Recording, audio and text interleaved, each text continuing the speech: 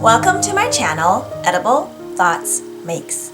My name is Stephanie, and this channel is where I share with you my works in progress, finished projects, things I'm cooking up, books I'm reading, funny things my kids may say. My hope is that as you watch this episode and the previous episodes, that you find some inspiration along the way. It is January. I believe we're in the third week of January, year 2023. It is a beautiful wintry day. I suppose beautiful is subjective. It is a bit sloshy and sloppy outside. The roads weren't super slick, but there's just, I think we're hovering at freezing right now. And so any precipitation that's coming down is kind of slosh going into slosh. So last night, I believe we got about 2 inches of this snow slosh mixture. Wintry mix, I believe, is what it is called. And I think maybe another inch might be coming throughout the day. I don't know. It is not sunny. It is very cloudy. And so the sky and the ground kind of look the same in that light grayish color currently. The snow that has been piled on, for several weeks, maybe months at this point, hasn't melted. So we still don't see the ground. It's just there's various layers of snow and ice on the ground. This beautiful wintry wonderland is the state of Minnesota, where I live with my husband and our 2 young children. It is winter maybe 6 months out of the year here, and we love it. There's a chance of snow starting in October, and generally we get a snowstorm in April as well, and then our risk of frost is usually over by middle of May. So yes, we love seasons, we love winter, and so thank you for joining me in this space today. If you are new here, usually how I set up my videos are there's like a vlog in the beginning, which you will have seen already, that just shows a little bit of, little snippets here and there from between the last time I recorded and now. That's oftentimes about 2 weeks, sometimes more, sometimes less. Then we jump into an intro, welcome, talk about things maybe on my mind. Then we jump into finished projects, then works in progress. Then there's usually an eats and reads section where I might talk about what I've been reading or what I just finished, anything I've been cooking, baking, and then wrap it up from there. I do include timestamps in the description box below this video. That is to help you find things, maybe if you start and stop videos or there's something that you're looking for, it might be easier to find that way.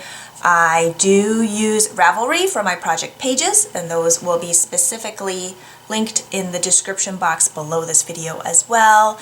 And any designers, makers, things like that will also be linked in the description box. If I can, I try to go to the designer's website, link to that, and then you can find all of their social media patterns and things like that there. Where is the description box, you may ask? There's usually like a show more arrow or something like that on the right below this video that you can click on, and then it'll pop open. Sometimes it looks different depending if you're looking on a computer versus a mobile device. I'm not sure how it looks if it's on a TV screen, but you might have to click on a few things to get there. I do include closed captioning in my videos, and so there's a CC button on the bottom of the screen that you can click on. Sometimes I talk really fast, and the more excited I get about something, I tend to speed it up. I am very conscious of that. It's something that I've always done. I've always been like that. But here, lucky you on YouTube, if I am talking way too fast, again, there's the closed captioning, but also you can adjust the speed on YouTube. So you can change it to a little bit slower, or maybe you want to go even faster, you can have it go faster. So sometimes I don't remember to mention that until near the end of the video, which by then either you've figured it out or it's not really helpful. So I remembered this time. Let me look at my notes here, see if there was anything else specific I wanted to mention. I think that is it for that. I do have a few finished projects to share with you today. One is a sewn item, 2 are knit, no, maybe 3 are knit items. And then I do have several works in progress to share with you today as well. I'm trying to think. Did I share any of them last time? Maybe one or two. Maybe two. Well, anyway, that's what we have on the agenda today. I did finish a book that I mentioned in the previous episode, and I will be starting a new one soon, so I'm excited about that. If you caught it at the end of my previous episode, I had mentioned that our oven was broken, and so there have been no baked goods for a little bit over a month, and our oven has since been fixed. So it's wonderful, and we can enjoy baked goods again. So great. I know that many people live without an oven, and it is just fine.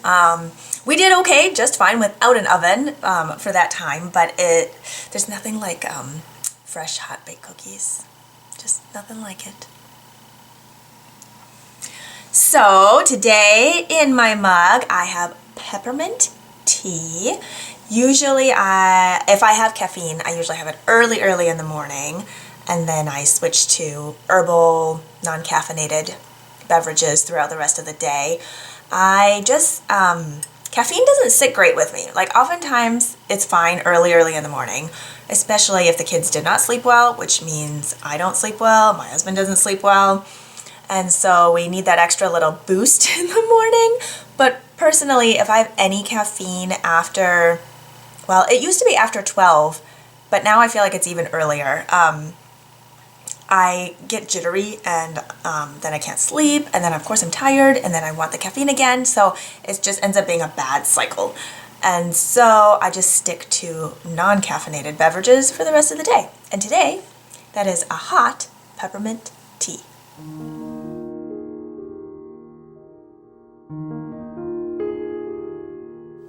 Okay, finished projects. The first one I would love to share with you is the one that I am wearing.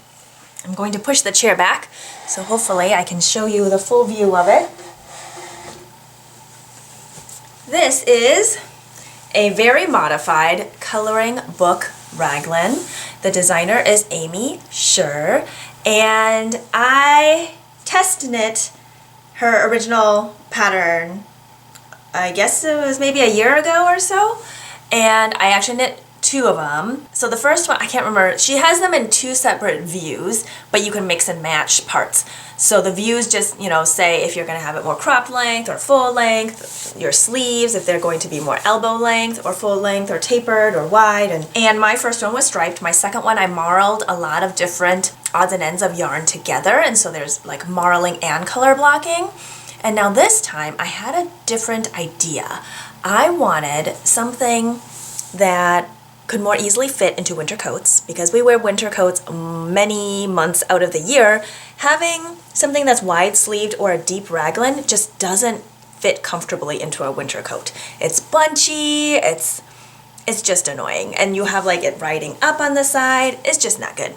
So I wanted something that still kept my core warm without the bulk, and my arms could still fit into the sleeves of my coat.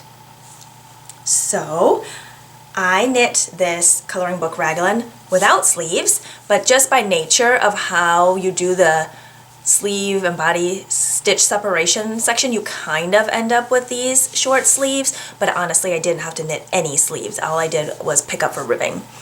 And then I wanted to modify the neckline. The neckline I did here is a fold over neckline.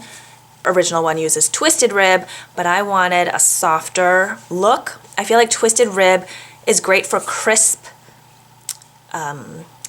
look, but I just wanted something that was a little more, I guess, a gentler look. But I just knit double the length of ribbing and then knit to my cast on edge before I continued. I did not do a provisional cast on. I don't find it necessary. Just do a stretchy cast on. I did an old Norwegian cast on, and it fits over my head just fine. There's no issues with it being too tight. And then I continued and just followed the pattern. And so for the cuffs on the sleeve and the hem, I also just did a regular ribbing. I did not do twisted on the side where the ribbing continues and joins into the hem. And I did that as well, but again, I did not do twisted. I just did a regular rib for that detail, and I really like how that turned out. You may be wondering about the yarn and the fabric. I'm going to sit back down here. So I cast on a size 2, which is what I knit for the other 2 versions that I made before as well. And the size 2 is supposed to have a finished chest circumference of 39 inches. Okay, back up, kind of. The original pattern is written for worsted weight, and I, on this one, decided to marl 2 strands of Pearl Soho's linen quill, which is a fingering weight yarn, at 439 yards for 100 grams.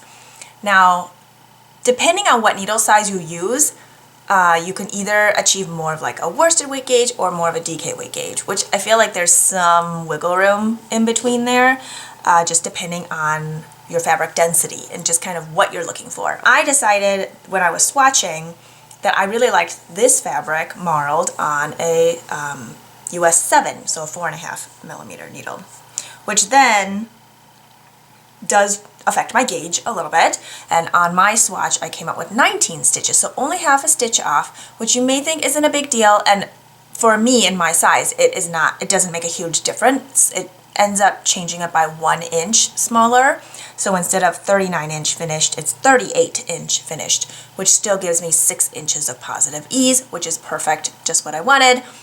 Also, I feel like if you wanted to aggressively block it out wider, you definitely could. I might have done that. I don't really remember.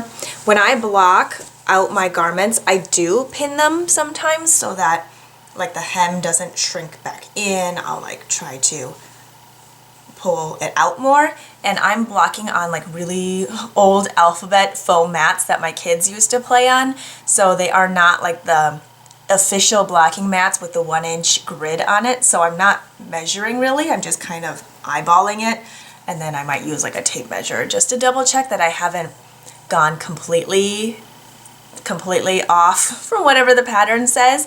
But yeah, I feel like that blocking part is just kind of up to you to wiggle it in to how you want it to be. Yeah, and so I think I finished, oh goodness, I don't even remember what my body length was. I think I followed the full length instructions in the pattern for how long to make the body. And yeah, and then for the sleeves, I just picked up with the ribbing needles, knit 1 round in that pick up stitch part, and then did, let's see, how many rounds of ribbing did I do? 6 rounds of ribbing, and then I always bind off in pattern using a needle a few sizes larger. That way I don't have to specifically do any sort of stretchy bind off. I just bind off in pattern, and with a bigger needle, you end up with more yarn per bind off stitch or stitch bound off, and then it still ends up being stretchy because I really don't like a stuck bind off. I just find it so uncomfortable, and it doesn't flare at all.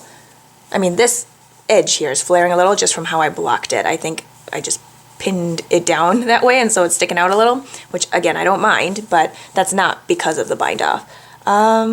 Yeah, so in this case, I ended up doing my main fabric in US 7s, my ribbing in US 5, and then my bind off, I use a US 8 double pointed needle in my right hand, and that works out really well. I think that is it for all the modifications I did. I ended up using 300 grams of the fingering weight yarn total, so about 150 grams of each color. I used raw sienna and fresh nutmeg, and I don't have those yarns on hand right now because they're already in another project bag designated for a future sweater project, which I'll probably talk about in February. Yeah, probably. But yeah, it was like a golden brown, well, the nutmeg is, I don't even know if you can really see, it's a rich brown with hints of red in it, and then the raw sienna is, well, raw sienna, which is kind of a golden yellow brown color, and then together they create just this beautiful fabric with more depth to it, and my inspiration was molasses or gingerbread cookies, and I think I think it worked out. I'm really, really happy with it, and I have worn it with a jacket, and there's no bunchiness, and I still feel warm, and it doesn't feel heavy, and I think I will probably end up knitting another one or two. I have some ideas in mind, and I'm pretty excited about them. So you may see another version of this in the future. Next up are a pair of mittens that I knit for our 6-year-old. These are the mittens. I followed Tin Can Knits, the world's simplest mittens pattern. I have knit this pattern multiple times. It is such a great one. It comes in toddler, child, adult, small, medium, large, to fit a hand that's 5 inch in circumference up to 8.5 inch circumference. And it is written for multiple gauges, so you can do fingering weight, DK, worsted, or chunky.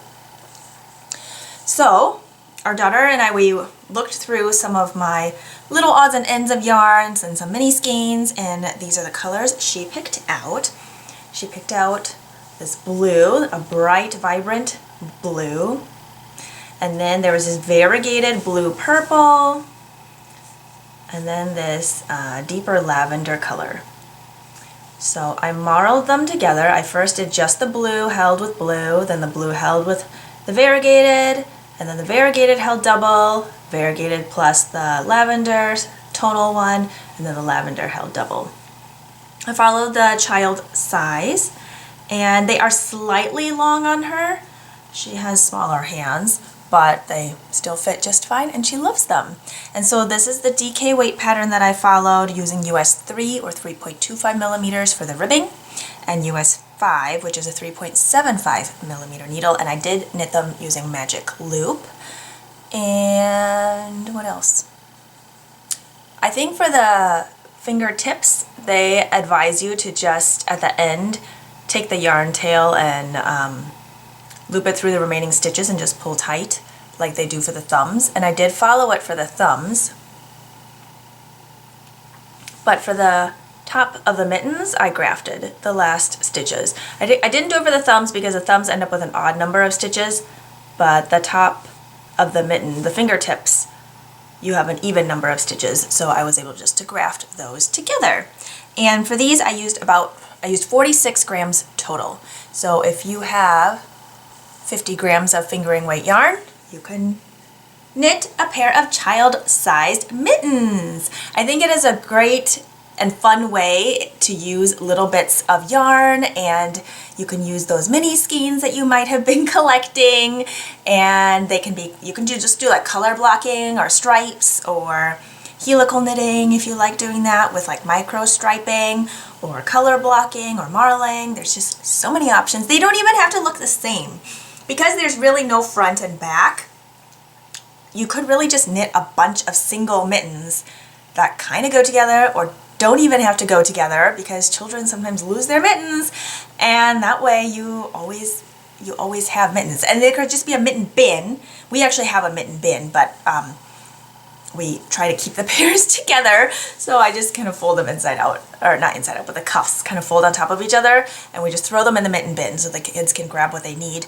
But if you had a whole bunch of them and just knit like a bunch of scrappy mittens, I say you could just throw them all in the bin, and as long as they're all the same size, they can just grab whatever, right? I think that would be a great idea. I think for my kids, I was knitting the child size for the 6-year-old and the 9-year-old, but I'm thinking for the 9-year-old, I might have to start knitting her the adult small, and then she can grow into those. The ones she's currently wearing, she has 3 pairs, and all of them I've knit the child size, but I'm thinking I need, they look a little snug, so I'm thinking, I think I need to up her size to the adult small. But yeah, these are really fun to knit. I don't think I had anything else. They usually just take a couple of days depending on how much time you're spending on them, but especially if it's DK or worsted, I mean chunky, probably even quicker, but they're so much fun. And I think what I'm going to try to do this year is knit more mittens and just have them on hand, because they also have them on hand. Get the pun?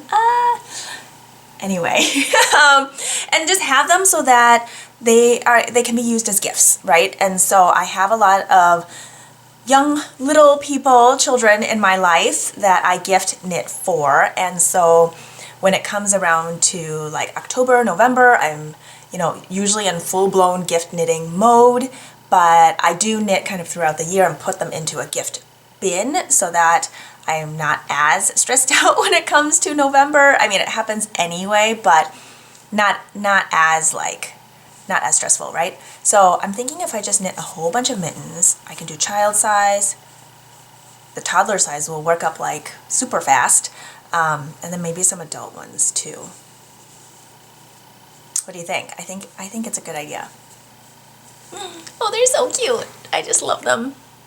Next up are socks, DK weight socks, that I knit using the 2023 Farmer's Daughter Fibers Sock Squad sock set.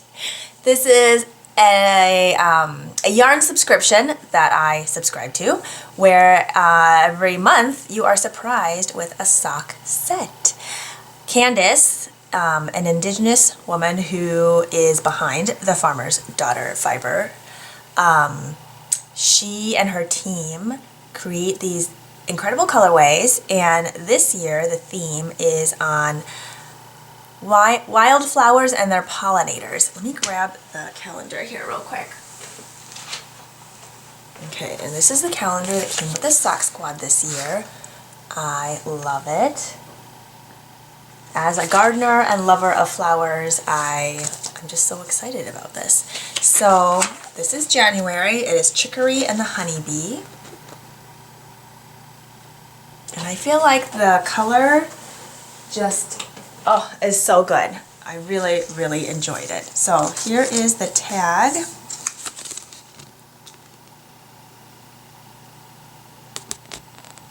And here's the info on January's yarn. January's base, so there's 3 bases that rotate throughout the year. And this month is the 75-25 Superwash Merino Nylon base, which comes out as a light fingering weight at 463 yards for 100 grams. And personally for me, when I hold this yarn double, I find it to be a true DK weight. So the way I calculate or estimate, what's the word? Oh, estimate maybe, how something will end up if I hold it double is, whoopsies, sorry. So if it's 463 yards and I'm going to hold it double and I'm anticipating it to be DK weight, 463 divided in half is about 230-ish, right? 231, 2, something like that. And that's a DK weight, about that many yards for 100 grams. And so for me, when I knit with this yarn, I feel like when I hold it double, it's a true DK weight. Now, if I'm going to hold 400 yards double, then it ends up 200 yards, right? Which 200 yards for 100 grams to me is a worsted weight. So that's how I do my math.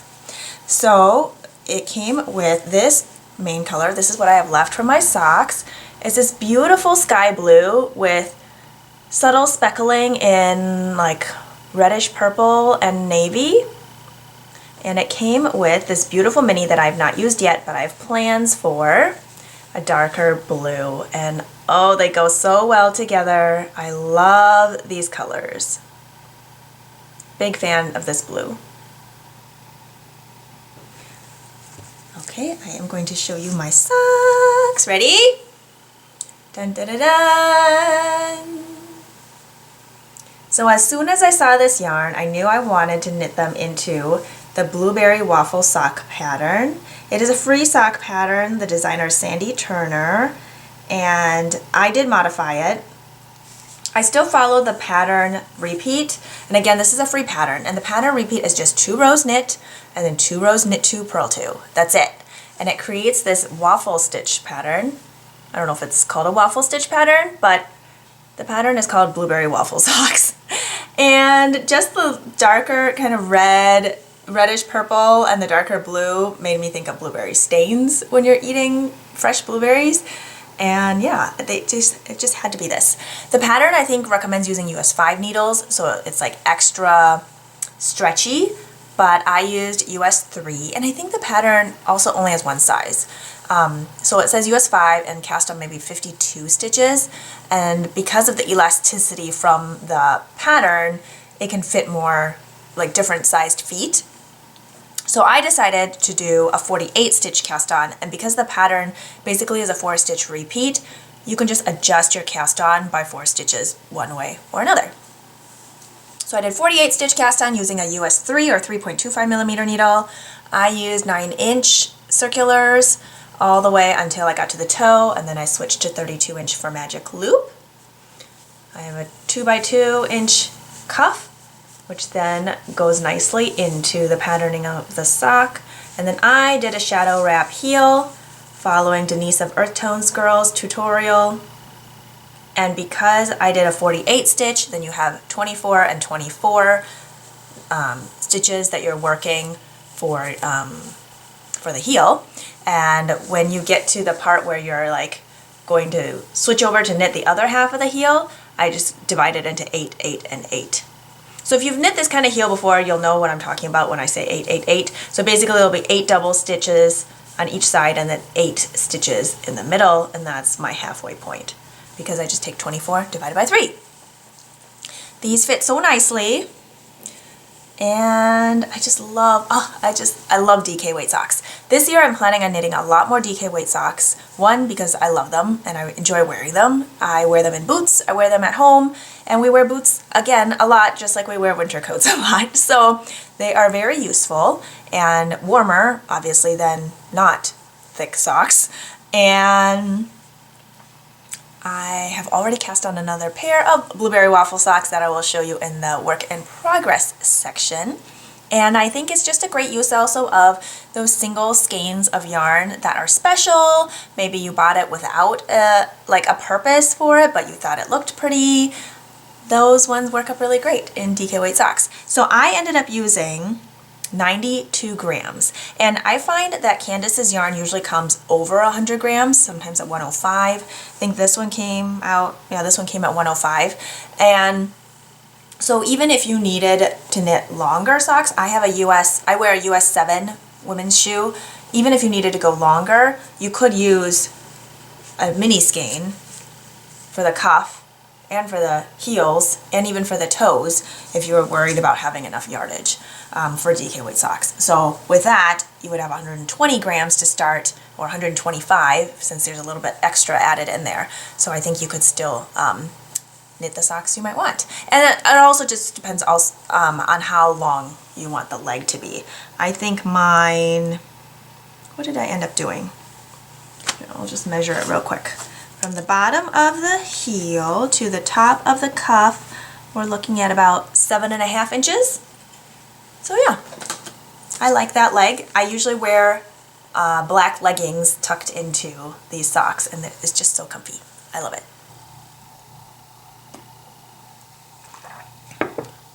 Last finished project I'd like to share with you will then segue into works in progress, because it is housing a work in progress. But before I get to that, I wanted to show you my really fun earrings that I'm wearing today. They're halved avocados with little faces, and one has the pit in it and the other one doesn't. Isn't that so fun? I bought them from one of my local yarn stores, and oh, it was so cute. They had other ones there too, like cassette tapes, which my kids will know nothing about. What else were there? This was a few months ago, but I think they had some unicorns and what else was it? Cupcakes, I think. But I just really liked these avocados. I think they're so cute. Okay, last work in progress. Last finished project. Are you ready? Dun dun dun dun! Oh, it's so good. I love it. So I have been wanting a plaid tote bag, a plaid project bag for, a size sweater quantity, blanket quantity, and I made one. It's what I wanted, so I made one. If you are new here, I do not sell my project bags. I do not make tutorials for them. I don't follow a pattern. I just make whatever I want. Oftentimes it's the fabric that dictates how big or small I make something, because I work with the dimensions that I have, or yeah, I make it to fit whatever I want it for. And so I have a drawstring channel on top, and I ended up using the same plaid fabric on the inside for this one. Sometimes I use something else, but I didn't really have another good lining fabric that had the right dimensions, and so I just used the same fabric. And something I'm really proud of myself for is how well I lined up the seams. So generally, I shy away from sewing with plaid or anything that has straight lines because it's really obvious if I end up off by a couple millimeters, unless I purposely have them just off from each other so it looks more intentional versus having it like slightly off. And I know functionality, it doesn't affect it at all, but it just ends up bothering me. So I'm so proud of myself. These seams line up the pattern of the plaid so well. Let me show you the other side too, because I'm just so proud of it. Look at that. Look at that seam. Look at those lines. Amazing, right? So basically, I can only make this one plaid bag. Actually, no, I'm just kidding. I mean, kind of kidding. I was just really happy with how it turned out. Yeah, so there's a drawstring channel, cotton webbing for the handles, cotton rope, I guess, for the drawstring. I usually do some pockets on the inside, just with like any fabric, canvas or something like that. I don't know. Can't really see it because I have a project in here that I will be showing you. And inside the pockets, usually I put either scissors or needles or whatever tools that I might need for that project. But I'm so happy with how this turned out. The bottom is canvas, and yeah, I do a boxed bottom so it can sit upright. And I use fusible fleece on the inside so it has more structure. And if I need extra structure, like depending on what kind of lining I use, I might do another interfacing, like a light interfacing on the lining fabric as well, just to give it a little more structure. But I don't think I did that on this one. I think I just did the fusible fleece. So yeah, that is my final finished project to share with you today.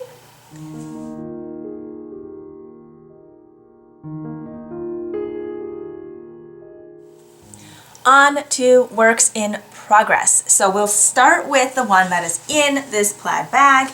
This is the Sheep Camp Sweater by Jennifer Berg, also known as Native Knitter on Instagram. She is a Navajo designer, and I have been wanting to knit this Sheep Camp sweater for quite a while. She had a birthday pattern sale, I think in December, and so I bought the pattern then, and then oh, I'm so excited to show you this. Okay, hold on. Let me just pull up my information on this so I can make sure to tell you the correct information. Sheep Camp Sweater is by Jennifer Berg, and she published it in March 2021.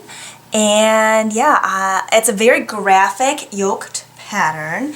I have started mine. I'm not done with the yoke yet. I'm kind of tangled here. Hold on.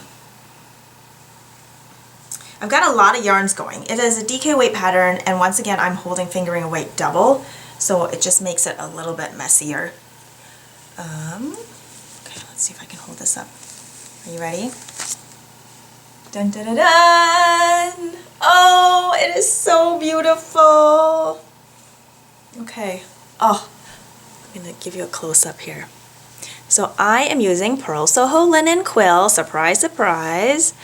The warm grayish color is pale mushroom, and this dark, deep, vibrant forest green is called juniper green, I think? Juniper something. I think juniper green. I knew I wanted a bold color work, and these two colors together are earthy and neutral and bold, and oh, I just love it so much. And just, I feel like a DK weight pattern with fingering held double gives it a different kind of texture, like the fabric feels different. I don't know if it's squishier, it kind of feels like, I want to say like memory foam squishy, but not thick. So this chart is so delightful, and you know what?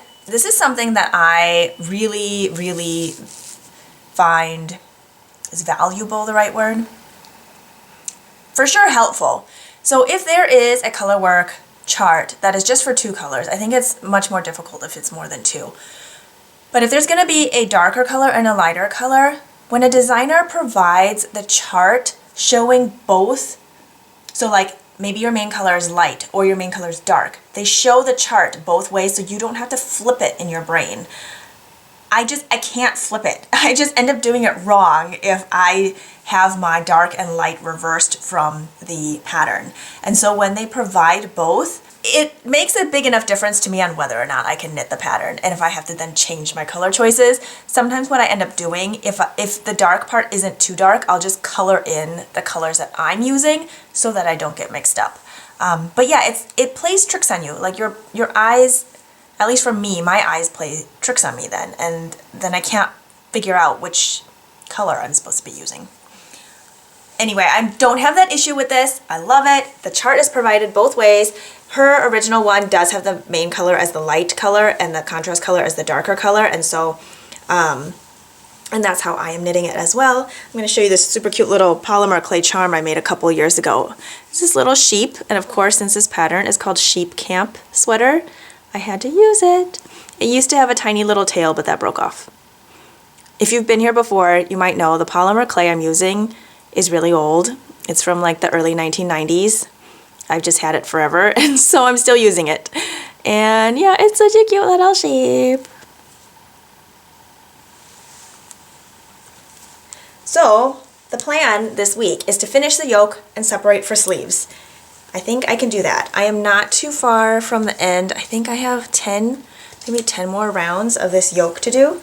The only modification I've done so far, other than, you know, change the yarn from DK to holding fingering weight double, is the short rows in the neck. I changed from wrap and turns to German short rows just based on preference, and I knit I think an extra 2 rows of the short rows just to bring that back up even a little bit higher. And right now I'm just debating, do I want to leave it as the rolled edge? I even thought maybe, depending on how it sits, if it ends up sitting wider, I might even pick up and knit like a cowl neck, not ribbing, but just all stockinette, and then depending if it's loose enough, then it can kind of sit loosely.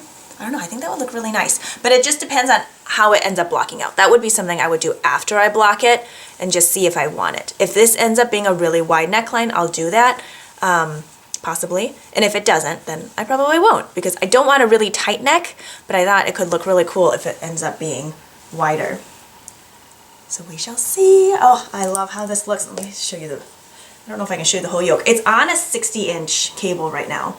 And the reason I have it on a 60-inch, and it doesn't have to be, is I like to be able to see the color work in case I make a mistake. If it's all bunched up, one, then I worry about my floats being too tight, because when I'm knitting color work, I knit it with 2 hands, and so my contrast colors in my left hand, main colors in my right hand, and as I'm knitting, I'm spreading the stitches out on my right hand needle so that there's more yarn, right? So that there's more space.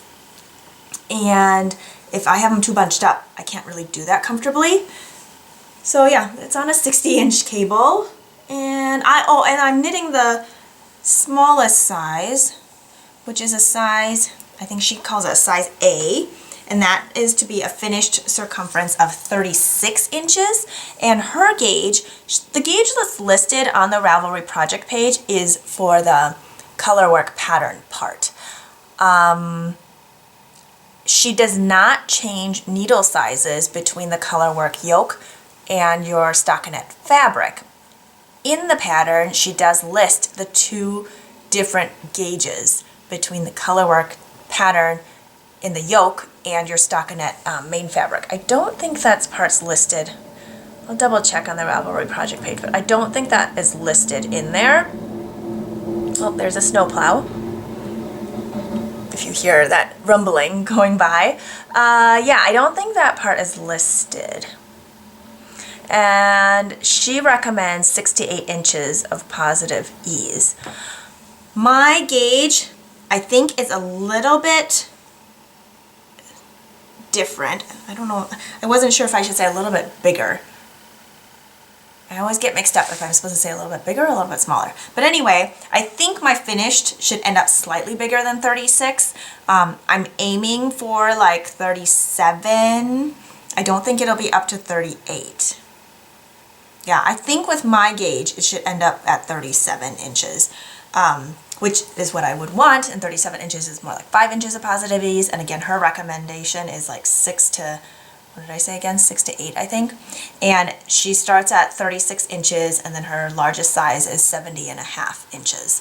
So I do recommend knitting a swatch, just so you kind of know what size you should knit, because if you are not right on gauge, then just pick a size that might work if you like your fabric. Because I don't think you always have to be exactly on gauge. I think part of it depends on whether or not you like your fabric, whether or not that yarn you think will work for your pattern, and is the next size up or down available for you to make it work for the size and the fit and the feel that you want. And so I think for me, casting on the smallest size, I will end up with it slightly bigger, which is what I want, but the size between the smallest and like the next size was going to be almost 7 inches difference, 6 or 7 inches difference. So I did not want to make the second size and then have it even slightly bigger, because then I think I would have ended up with even more than 10 inches of positive ease, and I did not want that. So yeah, I think this week the plan is to get to sleeve separation. And I will plan on knitting it longer than what it states in the pattern, because the pattern is definitely cropped. I think the yoke is a little bit deeper, but the body is cropped and I want it longer, because when it's longer I can always like tuck it in a little bit if I want to. But if it's too short, then I only have certain things that I would wear it with. It wouldn't be as versatile in my wardrobe. So more to show on that in the future. The next work in progress is also a color work project. Color work is my jam. I love playing with color. I love creating a fabric that's painted with color. I guess in some ways it's like paint by numbers, because you're following a color work chart, and I don't like paint by numbers, like actual painting by numbers. I like the freedom of painting, just like with paint. I was actually, fun fact, a painting minor in college. I was a biology major and a painting minor. Yeah, side note. But color work, it's magic. I mean, you're seeing this fabric literally coming to life as you are knitting round by round, and it's so exciting to me. I love it. I love it from the beginning, where you're planning out the colors, to figuring out where they go in a pattern, to seeing that pattern and fabric come to life. Oh, I just love it. So this next one I'm going to share with you is called The Academic, and it's by Ellie of Skeyndir. Is it Skeyndir Knits? Or just Skeyndir? No, Skeyndir Knits. And she is a Norwegian designer living in London, and she created this really interesting vest that's Fair Isle, so stranded color work. You're only ever working with 2 colors at a time, but the pattern includes 5 colors, and you can actually go more colors if you want, or I guess you could probably do less too. Yeah, so there's 5 colors. It's a sport weight pattern. I did have to adjust my needle size, because with my swatch, I didn't like how loose my fabric was coming out to be, so I went down a needle size. You work it bottom up, and there's quite a bit of ribbing along the bottom. You know what? Let me pull up the finished one to show you what it looks like. Not my finished one, hers. So you can see what the pattern looks like. And so, having gone down needle size as well, the ribbing felt like it was taking forever. It actually was fine. It really wasn't that big of a deal. Sometimes I feel like it ends up a bigger deal in my head than it really is to do, so it was just fine. Oh, I think she has some from her original testers on here as well. Here's a version from one of the testers. That's the back side of it. So you can see that it's all over color work. I'll show you the front. What I'm excited about for the front is that there is a V-neck. Oh, here we go. This will be easier to see, hopefully. So there's a V-neck, and there's no purling aside from your ribbing because you work seamlessly in the round, and then there's steeks for the armholes and the neckline. Now, I've never steeked before. I find it fascinating, and I'm really intrigued to try it. Nervous, maybe a little bit, scared, not so much. I feel like it's not that big of a deal. My concern right now, reading the instructions, is I'm not super clear on the setup for those steek stitches, and I think I'm just going to have to read and reread and try to figure it out. Yeah, the pattern is like 2 pages. One side is like the color work chart, and the other side, or I mean, it's a little bit more than that, I think. Maybe not. So there's not a ton of information. It tells you how to work the yoke. It tells you about steek stabilizing and neck shaping and all of that stuff.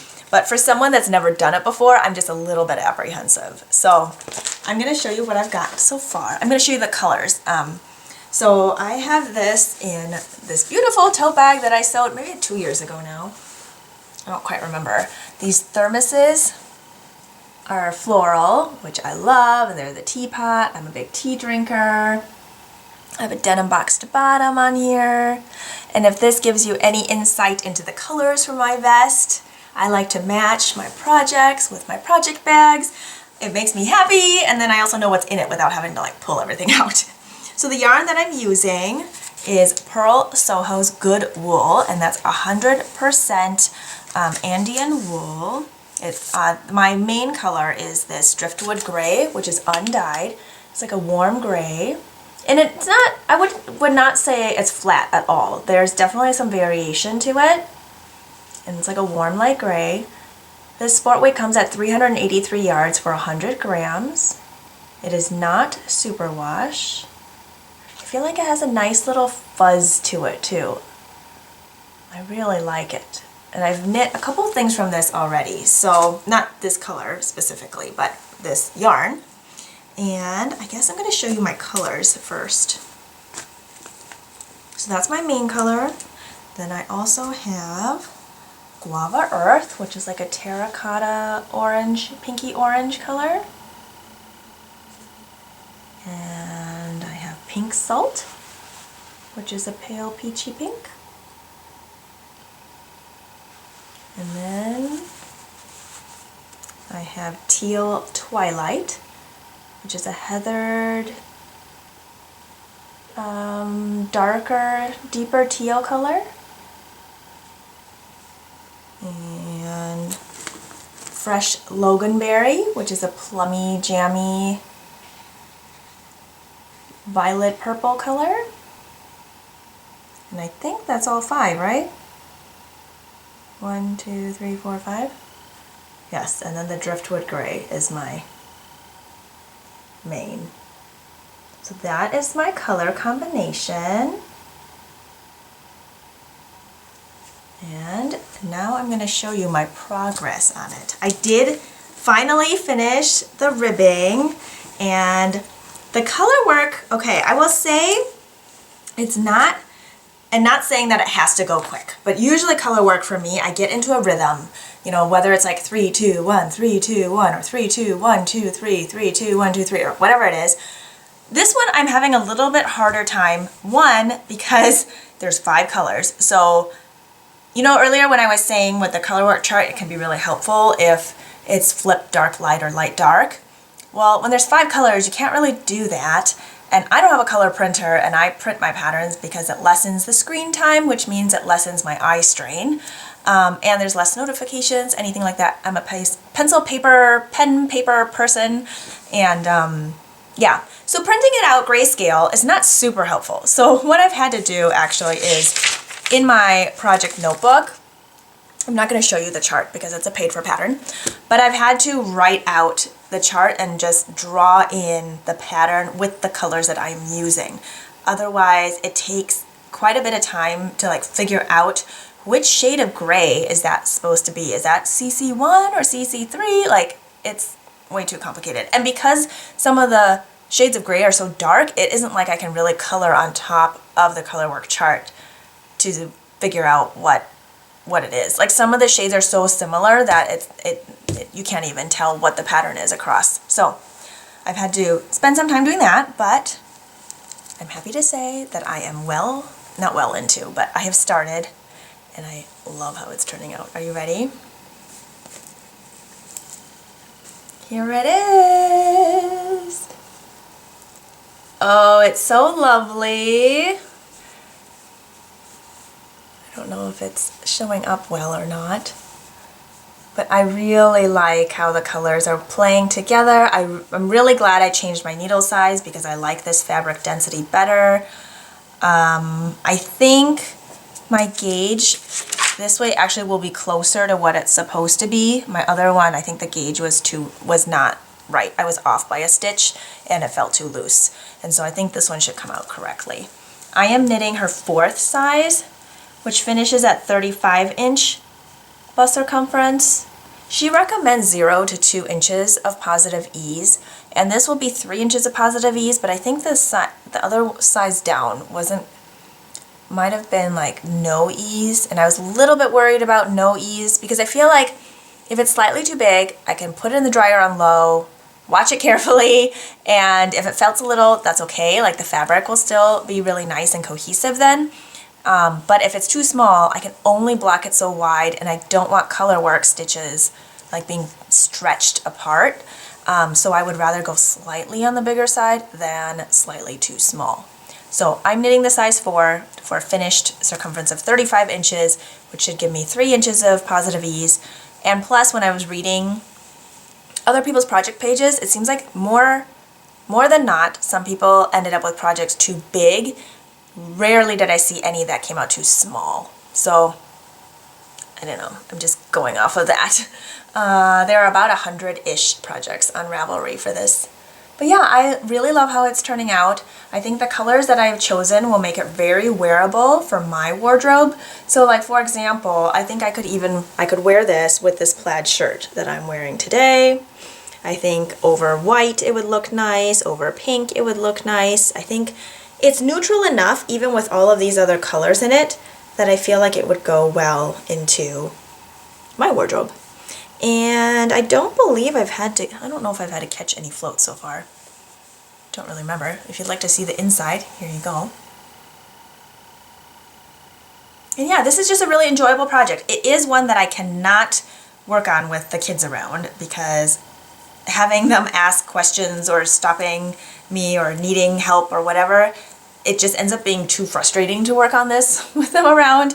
I can't remember how long the repeats are, like how many stitches in a repeat, some of them more than others, but just between like the color changes and just, I don't know, the slightly more complicated color work compared to like my sheep camp sweater, I feel like I just really need to focus.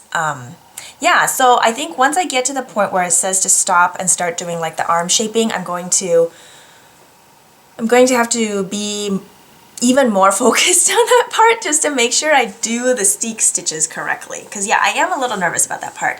Have you knit the academic vest? If so, I might be reaching out to you for help once I get to that part. Yeah, that part, I'm setting up those stitches. I'm a little more nervous about than the actual steeking part. Because I feel like if I set it up okay, then the actual steeking part should be fine. It's if I don't set it up okay, then we run into trouble, right?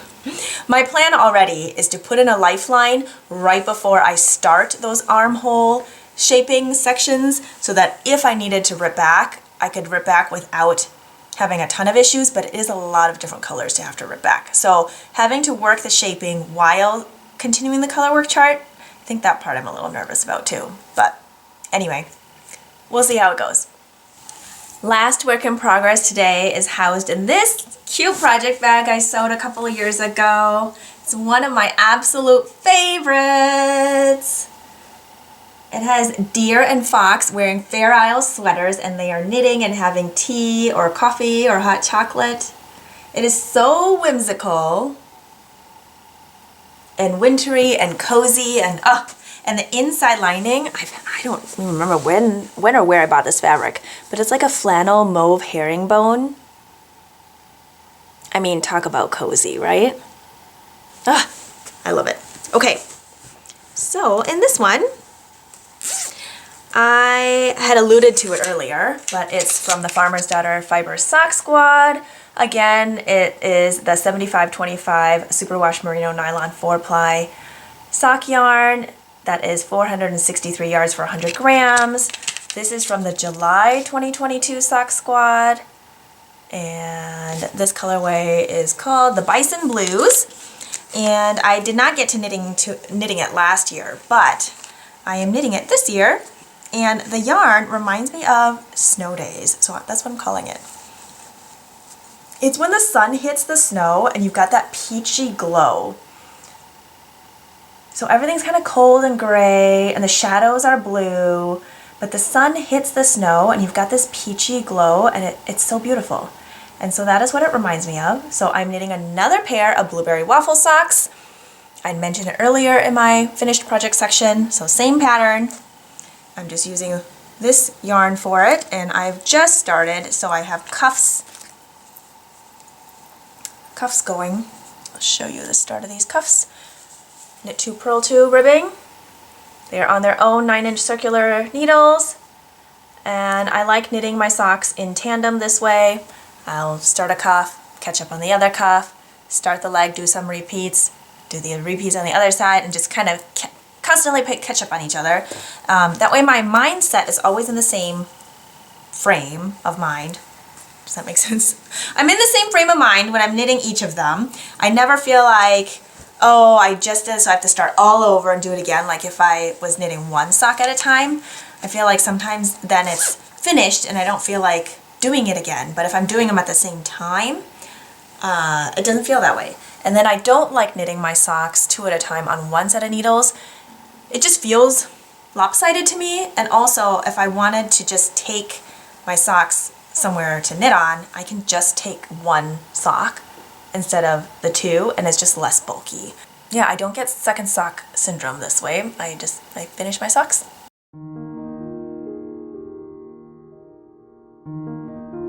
Okay, we are on to Eats and Reads. So I finished Saving Fish from Drowning by Amy Tan, and it's so good, like all of her books. I don't think I've ever read something from her I didn't like. If you are looking for a book that has humor in it, that has political, social, cultural commentary in it, that explores different ways of thinking, maybe? Yeah. You might be interested in reading this book. I will save you a summary since I'm just no good at them. I'm always worried about giving stuff away that I shouldn't be giving away, or, yeah, I don't know. Or saying too much or saying too little, so I just don't. If you want to go to Goodreads, you can look up information on the book there. It is Saving Fish from Drowning, and hopefully, you know, the cover should be here on the screen so you can see what that looks like. So yeah, I'll be going to the library and dropping that off soon. I have another book I am starting soon that was a recommendation in, I believe, the last episode. Someone had recommended it in the comments below. So I will probably be talking about that book next time.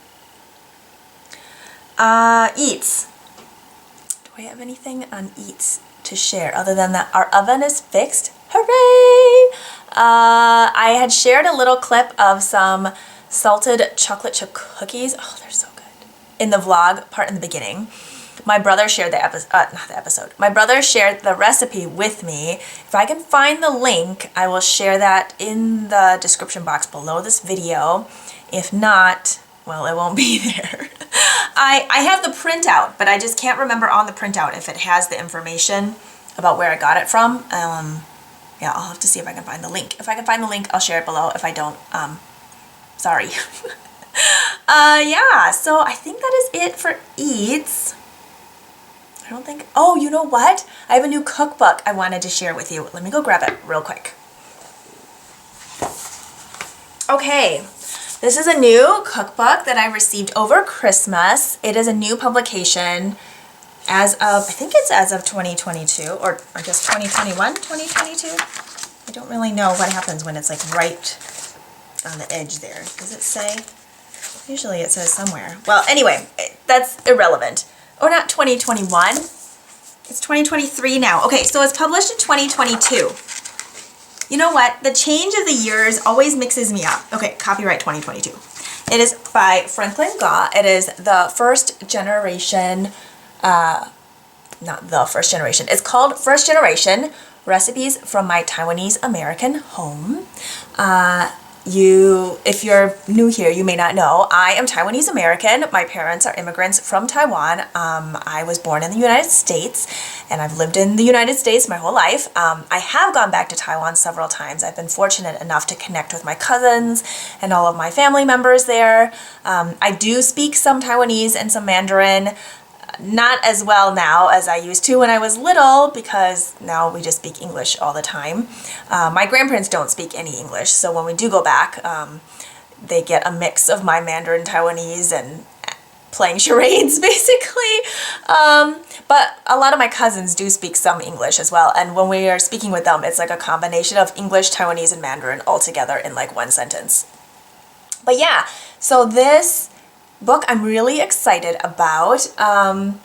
I don't think I've tried anything from it just yet, but what I love is that the author, Frankie, is also from the Midwest, and I grew up in the Midwest, and I currently live in the Midwest, and there's just a lot of relatable things that he shares in here. And something that I really enjoy about cookbooks are the stories behind them. And he includes stories with the different recipes. And so like one very famous one in Taiwan is Taiwanese beef noodle soup. I think my brother has tried this recipe already and he said it was pretty good. I think it was this one that he tried. And then, I won't show you the recipe on the other side, but he talks about like, you know, this is a really famous dish in Taiwan. He talks about how people, you know, spend a lot of time making the broth for it, and he just kind of goes more into it, and I really appreciate that, and I feel connected when I can read the stories behind certain recipes and behind different foods. And I don't like generalizing, but I will say that Taiwanese people, at least all the ones that I know, are really into food. I feel like everything revolves around food. Like when you go out anywhere, it's all connected back to food, and food brings in so many memories. And I'm sure this is true in lots of cultures, but I can't speak to other cultures. I can only speak to the one that I know and the one that I grew up experiencing. And I will say that Taiwanese people are really into food. So yeah, I'm super excited about delving more into this cookbook. If you are Taiwanese or Taiwanese American, you might find some great, what is the word? Memories, some great connections, and I don't know. And even if you're not Taiwanese or Taiwanese American, I feel like there's stuff to learn in here too, and maybe it'll be at a library by you, I don't know. Libraries carry a lot of cookbooks, but I don't know how they choose which cookbooks to have there or not. Oh my goodness, my mouth is watering and I'm getting hungry. They have danbing in here. They show you how to, like, something, okay, back up. Something that I find really fun is that it is separated by, like, types of food. So not by, like, breakfast, lunch, dinner, but here, I'm going to show you the table of contents. It tells you about the pantry. It tells you about noodles and rice. It talks about bao, which is, like, steamed buns, and sometimes they have stuff inside and sometimes they don't. Family style, so like the big dishes that get put out in the middle of the table and everybody eats from, right? And yeah, I'm just excited to read through it, and I will definitely be cooking from it as well. But yeah, that is my latest cookbook edition. There was one last thing just to wrap it up. So when our children receive gifts, Christmas gifts, birthday gifts, we always encourage them to write thank you cards to those who gifted them the items. And oftentimes the cards are mailed, right? And everybody likes receiving mail, good mail. And I say good mail because, you know, not everybody likes getting like a bill in the mail or something, but we like receiving cards and gifts and things like that. And so we have them write their own now that they're older. I mean, when they were younger, I think my husband and I would sometimes write them, and then maybe they'd draw a picture. And that was before they could write words.